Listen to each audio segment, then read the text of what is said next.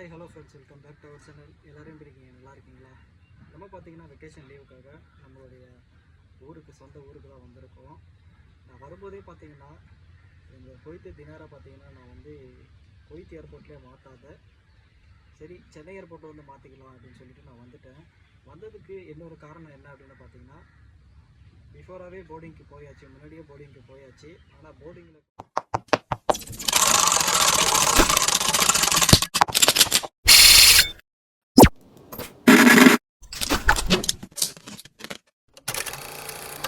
அந்த காசை வந்து அங்கேயே ஏர்போர்ட்லேயே என்னால் மாற்ற முடியல.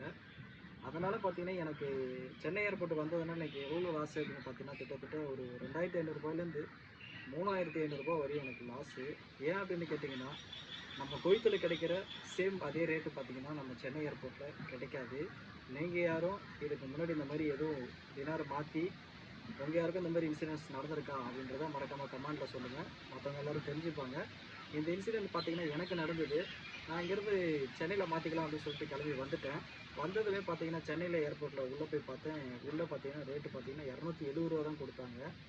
சரி நம்ம தான் எப்போவுமே வந்து கொஞ்சம் ரேட்டு ஹையாக பார்ப்போமே அப்படின்றதுனால ரேட்டு ஹையாக பார்க்க போய் நான் வெளியில் வந்ததுனால வெளியில் வந்து ஒரு சில பேர்கிட்ட நான் கொடுத்து சேஞ்ச் பண்ணும்போது பார்த்தீங்கன்னா எனக்கு டேக்ஸு அப்படின்ற பேரில் 2,500 3,000 வரையும் எனக்கு டேக்ஸுன்ற பேரில் அவங்க அந்த காசை எடுத்துக்கிட்டாங்க. எனக்கு மட்டும் தான் அப்படி நடந்துச்சா இல்லை எல்லாருக்குமே அப்படி தான் நடக்குதான்றது எனக்கு தெரியல. உங்களுக்கும் இப்படி நடந்துச்சு அப்படின்னா மறக்காமல் கமெண்ட் பாக்ஸில் கமெண்ட் பண்ணுங்கள்.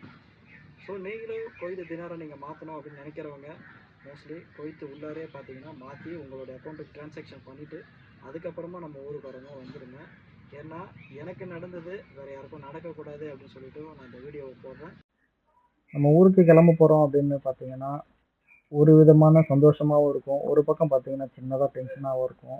ஏன் அப்படின்னு பார்த்தீங்கன்னா நம்மளுடைய பேக் லக்கேஜ் அதிகமாக இருக்குமா, நம்ம எதுவும் பொருளை மறந்து வச்சுட்டு போயிட்டோமா அப்படின்ற ஒரு சின்ன சின்ன டென்ஷன் இருக்கும். ஒரு சில பேருக்குலாம் பார்த்தீங்கன்னா செக்கிங் முடிகிற வரையுமே கொஞ்சம் பக்கு பக்குன்னு இருக்கிற மாதிரி தான் இருக்கும். ஏன்னா எனக்குமே அப்படி தான் இருந்துச்சு. ஆக்சுவலாக பார்த்தீங்கன்னா நானுமே ஒரு 1.5 கிலோ பார்த்தீங்கன்னா என்னோட லக்கேஜில் அதிகமாக இருந்துச்சு. நான் முன்னாடி வந்த ஃப்ரெண்ட்ஸ்லாம் விசாரிக்கும் போது பார்த்தீங்கன்னா அவங்களுக்கு ஒரு 3 கேஜி 4 கேஜிலாம் அதிகமாக இருந்து எல்லாருமே வந்து ஒரு 16 கேடி 10 கேடி 15 கேடி அந்த மாதிரி பே பண்ணிட்டு தான் வந்திருக்காங்க. முடிஞ்ச வரையும் எல்லாருமே பார்த்தீங்கன்னா ரூமில் செக் பண்ணிவிட்டு லக்கேஜ் எல்லாம் செக் பண்ணிட்டு வாங்க. நம்மளுடைய ஃப்ளைட்டு பார்த்தீங்கன்னா 1:15க்குலாம் செக்கிங் ஆகுதுன்னு சொல்லியிருந்தாங்க. செக்கிங் க்ளோஸ்ன்னு சொல்லி போட்டிருந்தாங்க. பட் ஆனால் நிறையா க்ரௌட் இருந்ததுனால பார்த்தீங்கன்னா நம்மளது வந்து ஈஸியாக க்ளோஸ் ஆகலை. 2:30க்கு தான் ஃபினிஷ் ஆச்சு. Thank you so much. நீங்கள் நம்ம சேனலுக்கு சொன்னீங்கன்னா மறக்காமல் சப்ஸ்கிரைப் பண்ணுங்கள், கமெண்ட் பண்ணுங்கள், லைக் பண்ணுங்கள், ஷேர் பண்ணுங்கள். Bye bye.